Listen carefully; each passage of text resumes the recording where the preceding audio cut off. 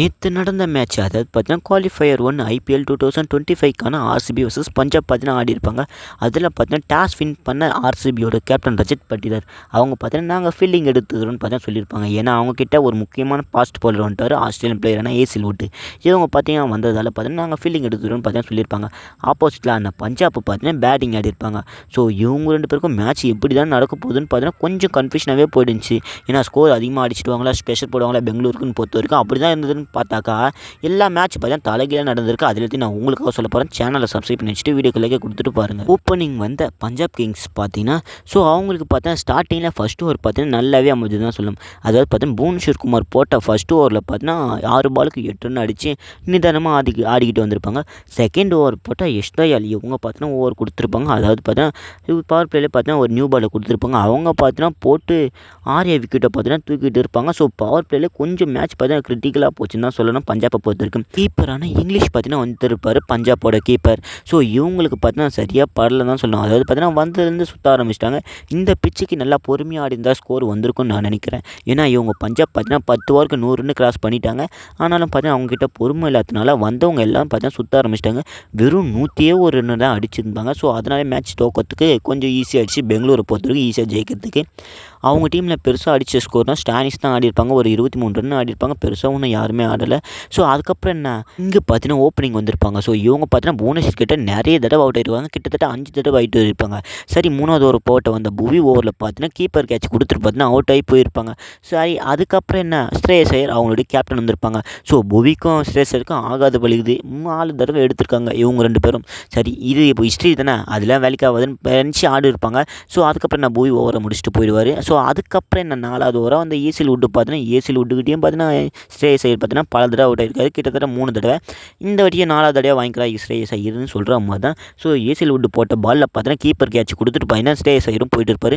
So என்னடா வரவங்க போகிறவங்கலாம் 1 ரன்னுக்கு 2 ரன்னுக்கு அவுட் ஆகிட்டு போயிட்டே இருக்காங்களேன்னு பார்த்தா எல்லாரும் பார்த்தா சிங்கிள் டிஜிட்டுக்கு தான் அவுட் ஆகிட்டு இருப்பாங்க. வெறும் 3 பேர் மட்டும்தான் டபுள் டிஜிட்டுக்கு ஆடி இருப்பாங்க. ஏன்னு தெரியல. ஏன்னா அவங்க அவசரப்பட்டு ஆடுனதால பார்த்தீங்கன்னா அப்படியே அவுட் ஆகிட்டு போயிட்டாங்க.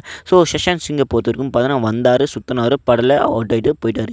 ஆனால் பிளேயர் ஆஃப் த மேட்ச் வாங்கின சுயா சர்மா ஆர்சிபி பவுலர் ஸ்பின்னர் இவங்க பார்த்தீங்கன்னா தரமான ஸ்பில்லை போட்டார் தான் சொல்லணும்.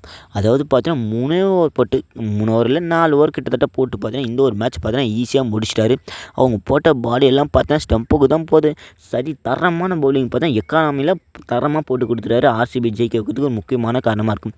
ஒரு பக்கத்தில் ஸ்டானிஸ்க்கு மட்டும் பேட்டில் பட்டு ஆரம்பிச்சுது. சரி அவங்க தான் அடிப்பாங்கன்னு பார்த்தா இவங்க சுயா சர்மா கிட்ட பாலை கொடுத்துட்டு இவங்க பார்த்தீங்கன்னா ஸ்டானிஸை போல்ட் எடுக்க சொல்லிட்டாங்க போலுது. ஸோ அவங்க பார்த்தீங்கன்னா அதே மாதிரி போட்டு போல்ட் எடுத்துகிட்டு போயிட்டாங்க. டோட்டலாக பார்த்தீங்கன்னா ஆக மொத்தத்தில் பஞ்சாப்பை பொறுத்த வரைக்கும் 10 ஓவர் தான் ஆடிருப்பாங்க. ஸோ பெருசாக ஒன்றும் இல்லை. 14 ஓவரில் 1 ஓவர் ஆடிருப்பாங்க. ஸோ 101 ரன் தான் அடிச்சிருப்பாங்க. ஒமோஸ் ஆகி கொஞ்சம் ஆடிருப்பாங்க. அவ்வளோதான், பெருசாக ஒன்றும் இல்லை. சரி ஃபஸ்ட் அப் தான் சரியாக வரல பஞ்சாப்புக்கு. செகண்ட் அப் ஆச்சு வருமானு கேட்டிங்கன்னா ஒரு பக்கத்தில் டவுட்டாக தான் இருக்கும். ஏன்னா இதுக்கு முன்னாடி பார்த்தீங்கன்னா 100 ரன்னை பார்த்தீங்கன்னா இது கொல்கத்தாவை சேஸ் பண்ணியிருப்பாங்க. அதாவது பார்த்தீங்கன்னா டிஃபெண்ட் பண்ணியிருப்பாங்க. சூப்பராக பார்த்தீங்கன்னா விக்கெட்லாம் தூக்கி 97க்குலாம் ஆல் அவுட் பண்ணியிருப்பாங்க கொல்கத்தாவை. அதே மாதிரி பெங்களூருக்கு நடக்குமாடான்னு கேட்டிங்கன்னா அதான் இல்லை. ஸ்டார்டிங்கில் பில்ஸாட்டும் கோலியும் பார்த்தீங்கன்னா இறங்கியிருப்பாங்க. ஸோ கோலி பார்த்தீங்கன்னா பாலே பார்த்தீங்கன்னா அவங்க ஆடின ஸ்ட்ரைக் ரேட்டை பொறுத்த வரைக்கும் 4 அடிச்சிட்டாரு. ஸோ ஷார்ட் பாலை. அதுக்கப்புறம் என்ன பொறுமையாக ஆடிக்கிட்டே வந்திருப்பாங்க 2 பேரும். பால் டு பால் பார்த்தீங்கன்னா நிற்காமல் ரன்னு வந்துக்கிட்டே இருந்தது. ஒரு பக்கத்தில் பார்த்தீங்கன்னா 12 ரன் அடித்து பார்த்தீங்கன்னா கோலி பார்த்தீங்கன்னா அவுட் ஆக என்னடா இது ப்ரெஷர் மேட்ச் மாறுமான்னு கேட்டிங்கன்னா மயங்க் அகர்வால் இருந்தார் இம்பாக்ட் பிளேயராக. சரி இவங்க எதனா நின்று ஆடுவாங்கன்னு பொறுமையாக ஆடுவாங்கன்னு தான் நினச்சிருந்தாங்க மக்கள் எல்லாரும். பார்த்தீங்கன்னா இவங்களும் பார்த்தீங்கன்னா நல்லா ஆரம்பிச்சிட்டாங்க. ஒரு 19 ரன்னுக்கு பார்த்தீங்கன்னா இவங்க அவுட் ஆகிட்டு போக சரி அதுக்கப்புறம் என்ன அவங்களுடைய கீப்பரான சால்ட்டு இவங்க கீப்பர் இல்லை இப்போ ஃபீல்டர் அடிக்கிறாங்க. சால்ட்டு பார்த்தீங்கன்னா ஒரு தரமான 50 போட்டு கொடுக்க மேட்ச் பார்த்தீங்கன்னா ரொம்ப இன்ட்ரெஸ்டிங்காக போச்சு. ஃபைனலாக பார்த்தீங்கன்னா நம்மளுடைய கேப்டன் ஆர்சிபியோட கேப்டன் ரஜத் பட்டிதார் இவங்க வந்து இந்த ஒரு மேட்ச் பார்த்தா கம்ப்ளீட்டாக முடிச்சு கொடுத்துட்டாங்க. வின்னிங் ஷாட்டு 6 அடிச்சிருந்தானே இந்த ஒரு மேட்ச் முடியும்னு இருந்ததா இல்லையான்னு தெரில. ஆனால் பார்த்தா பட்டிதார் வந்தோடனே பார்த்தீங்கன்னா லாஸ்ட் பாலில் ஒரு 6 அடித்து பார்த்தா 10 ஓவருக்குலாம் இந்த ஒரு மேட்ச் பார்த்தீங்கன்னா கம்ப்ளீட்டாக முடிச்சுட்டாங்க.